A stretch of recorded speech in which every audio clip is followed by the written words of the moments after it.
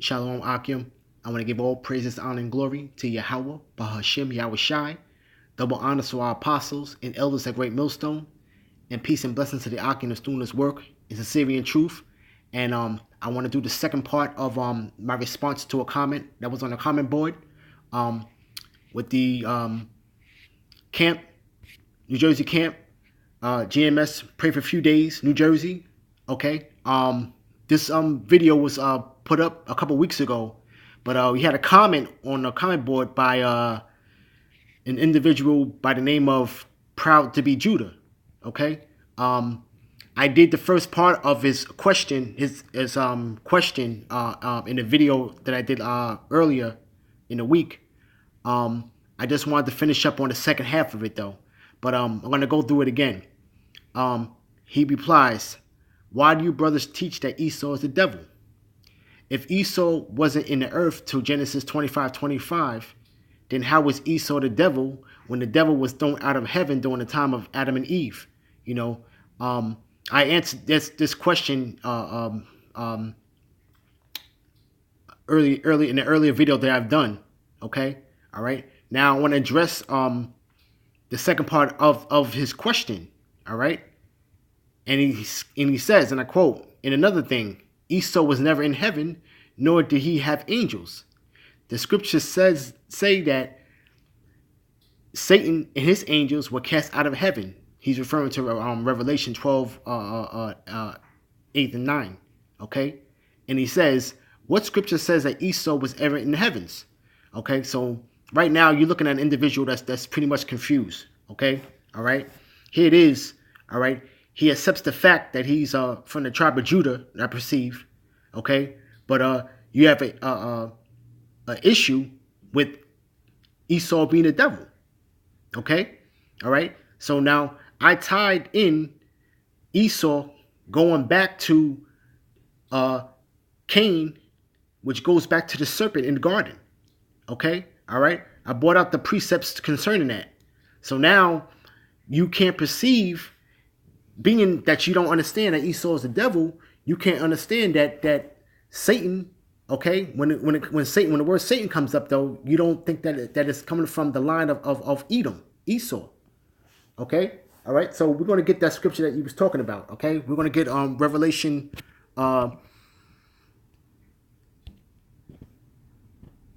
Let's get it real quick.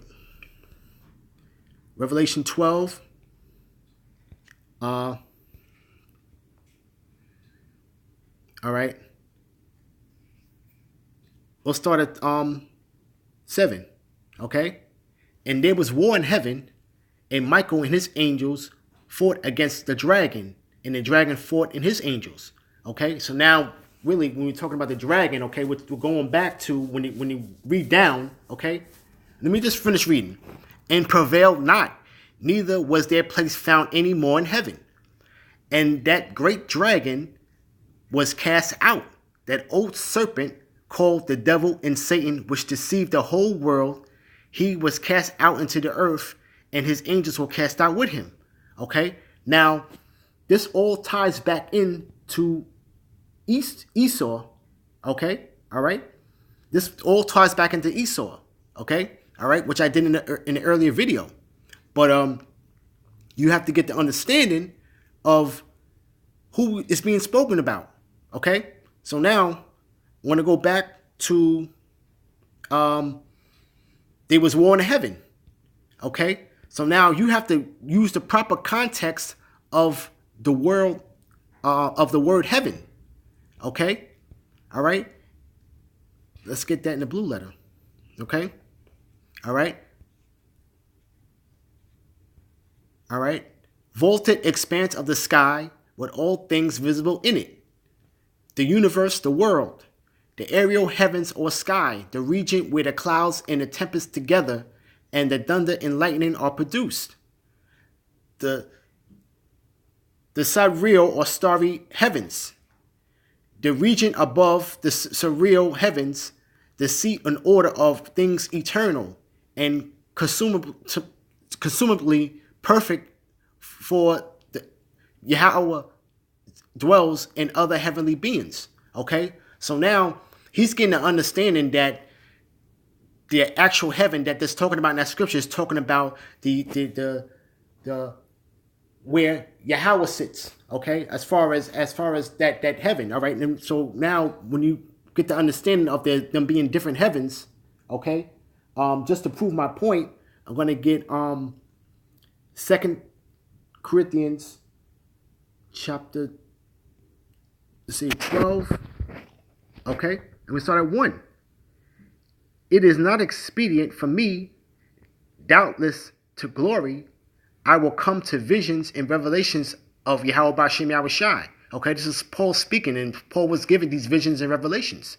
Okay, so now he's going to give one of his visions and visions that he had came upon him through the spirit and power of Yahweh B'Shem Yahushai. Right, verse 2. I knew a man in Hamashiach above 14 years ago, whether in the body I can't not tell, or whether out of the body I cannot tell. Yahweh B'Shem Yahushai knoweth, such as one as caught up into the third heaven.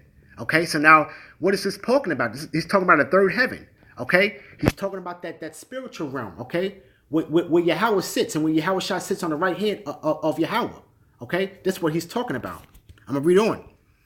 And I knew such a man, whether in the body or out of the body, I can't tell. Yahweh B'Shem Yahushai knoweth, and how he was caught up into paradise, and heard unspeakable words, which it is not lawful for a man to utter. Okay, but the point is that Paul was talking about the third heaven. So now, when you go back into the scriptures, though, you got to understand the proper context of the word heavens being used. Okay, so now when we get back to Revelation, all right, 12th chapter, which he was talking about, right, and we're gonna get back down to the 7th verse. Okay, all right. Michael was talking about that archangel Michael is that top angel. Okay. All right, of Yahweh B'Shem Yahushua's army. Okay, all right. To prove that, let me get Daniel's chapter 12, verse 1. And at that time shall Michael stand up, the great prince, which standeth for the children of thy people, and there shall be a time of trouble, such as never was since there was a nation, even to that same time. And that time thy people shall be delivered, every one that shall be found written in the book. Okay, so now we're gonna get back to Revelation now. Okay, concerning that now. All right. So now we get the understanding about that archangel Michael, the great prince that's gonna stand for the children of thy people. Okay, the children of Israel, which is you Negroes, Latinos, and Native Americans. Okay. All right. Now it says there was war in heaven. Michael and his angels fought against the dragon, and the dragon fought against his angels. Okay, and prevailed not. Neither was there place any found any more in heaven. All right. So now we want to get a proper understanding of what that's talking about. Okay, because when it read down in 9, it says that he was cast out. That old devil, which is the old serpent, which is the devil and Satan. Okay. All right. Which goes back to Esau. All right. So now we get the proper understanding. Okay. Gonna jump to our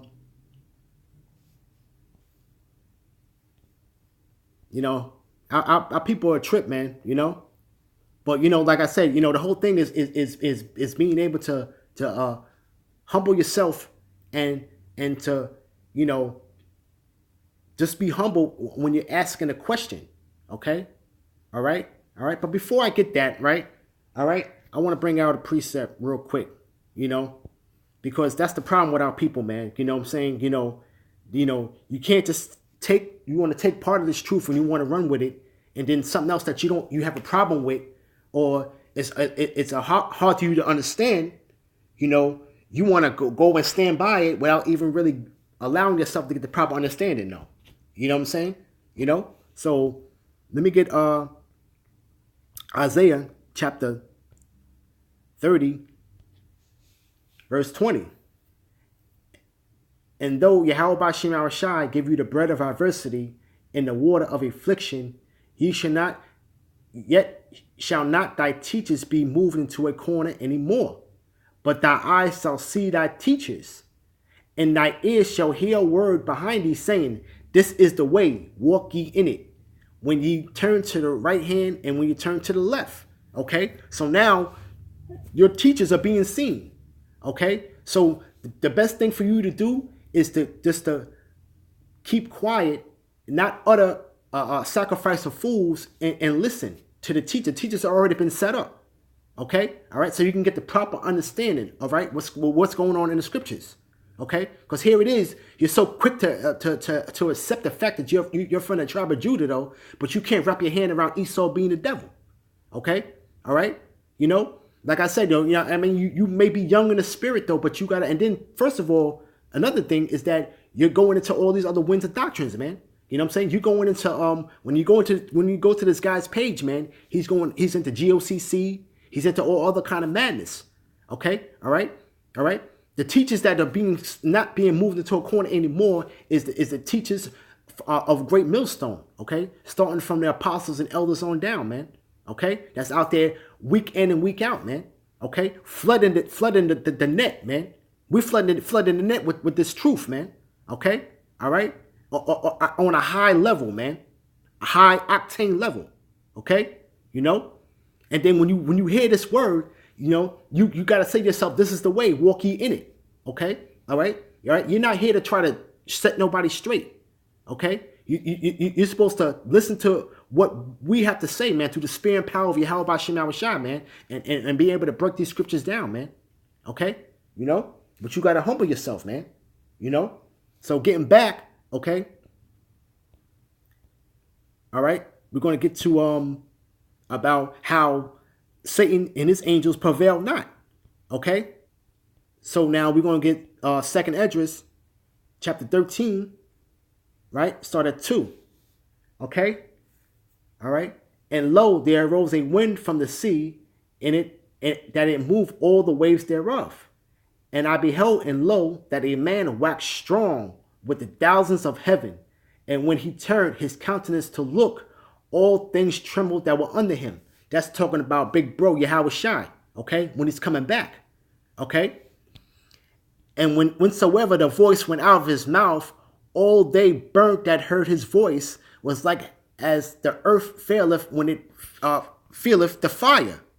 And after this I beheld, and lo, there was gathered together a multitude of men out of number from the 4 winds of heaven to subdue the man that came out of the sea. Okay, so now this is going down to the valley of Jehoshaphat. Okay, now that multitude of men, okay, was basically those armies, okay, that gonna be over there fighting at that time, man. You know, when Yahushua comes back to go crash that party. Okay, but I beheld, and lo, he had graven himself a great mountain and flew upon it, man. He's talking about that chariot, man. Okay, that UFO. Okay, so it was great and big like a great mountain, right? But I would have seen the region or place whereout the hill was graven, and I could not. So he was trying to figure out what place would this massive chariot, which looked like a mountain, where was it? Was it carved out from a mountain, from a hill or something? And he couldn't find it. And after this, I beheld, and lo, they all which were gathered together to subdue him were so afraid. Yes, there's fight, right? So now this is going back into Revelation, the 12th chapter. Okay, all right. Though 2nd Esdras is talking about this now in a little bit more of a detail. You see, right? And lo, and as he saw the violence of the multitude that came, he neither lifted up his hand, nor held sword, nor any instrument of war. Okay, but only I saw that he sent out of his mouth as it had been a blast of fire, and out of his lips a flaming breath, and out of his tongue he had cast out sparks and tempests. Okay, and that's talking about them laser beams, man. That's coming from that chariot. Okay, right? And they were all mixed together, the blast of fire, the flaming breath, and the great tempest, and fell with violence upon the multitude which had prepared to fight, and burned them every one, burned them up every one, so that upon a sudden of an innumerable multitude, nothing was to be perceived, but only dust and smell of smoke. And when I saw this, I was so afraid. Okay, so now you so worried about Esau. Okay, him not being. This is his judgment right here. Okay, all right. This is his judgment right here. Okay, so now you got to get the proper understanding of when it's talking about the heavens. Okay, all right, that's when they're going to be fighting in the visible sky. Okay, that's when that war when that war is going to be taking place. Okay, that's when the war is going to be taking place. Okay, now from there I want to jump to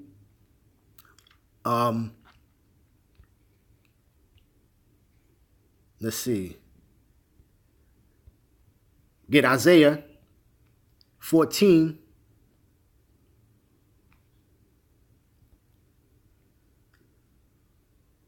and 12. All right. How art thou fallen from heaven, O Lucifer, son of the morning?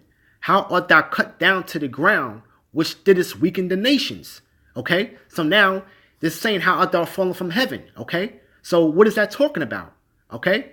That's talking about his height, his rulership, basically. Okay. All right. Right.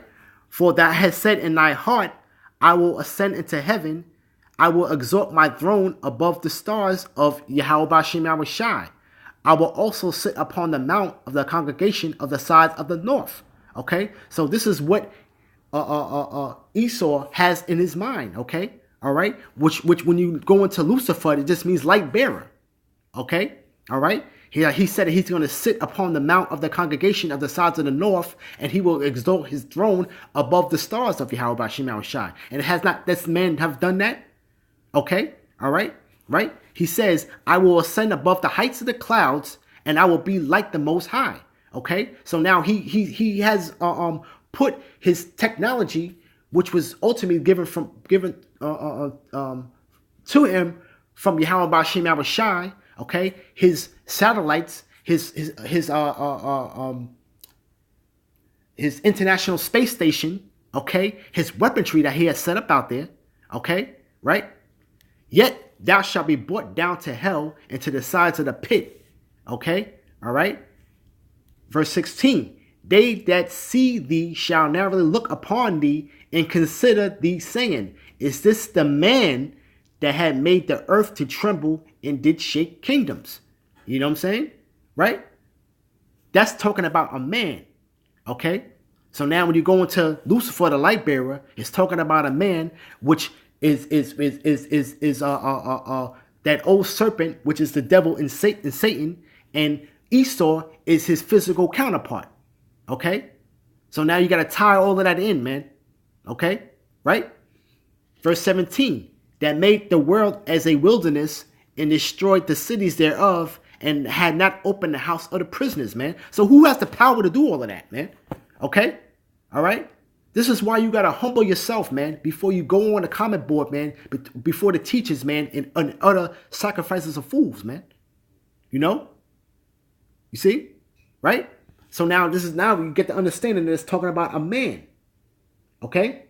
You know? All right? So now from there, we're going to get 2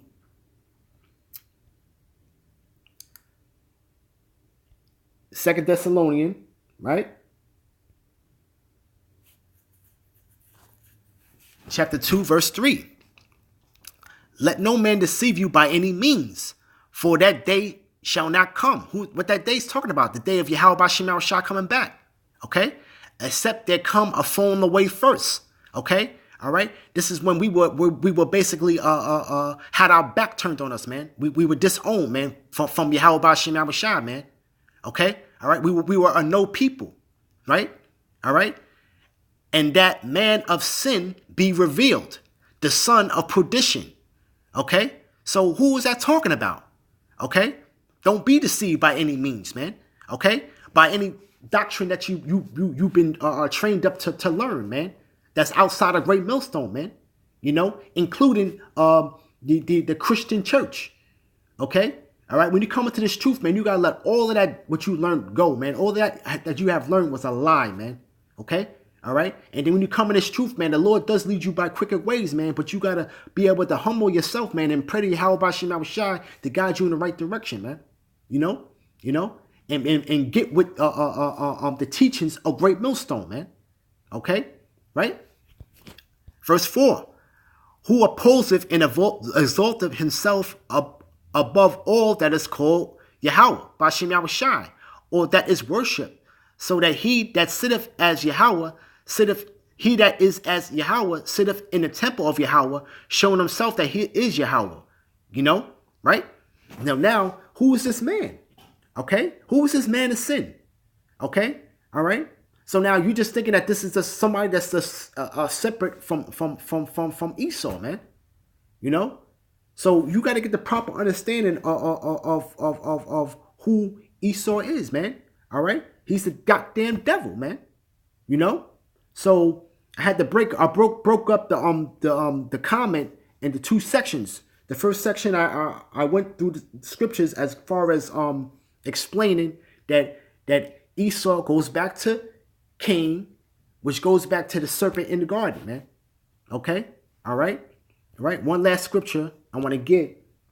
Okay, this is Wisdom of Solomon,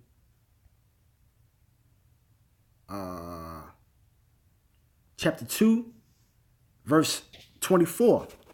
Nevertheless, through envy of the devil came death unto the world, and they that do hold of it, and they that do hold of his side do find it, man. You know. So now if you go to the side of Cain, okay, who's the envy of the who do envy of the devil? Who is that talking about, man? That's going back to Cain. Okay, all right. Did he not envy his brother? Okay, Abel. Okay, and slew him. Okay, well, he was the first murderer from the beginning. Okay, all right. So now, if you don't come into this truth, you will hold to that side and will find death, man. You will be of your father, the devil. Okay, you know. But like I said, I hope this was edifying, man, for you to understand, man, that Esau is the devil, man. You know, all right. And there's plenty of precepts and scriptures that prove that, man. You know. I just went a path about it through the spirit and power of Yahweh Shem Abishai that I went through it though. And another brother can go through it another way and pull out totally different precepts. You know? All right? So you know, just humble yourself, man. You know? And you know, if you could, man, change that name, man. All right? Pride was not made for man, you know. Proud to be Judah, man. You know? Ultimately, you're blessed, though, man. But for you to say that you're proud to be Judah, man, that's not the right kind of way to go about this truth, man. You know? So with that, you know, Shalom.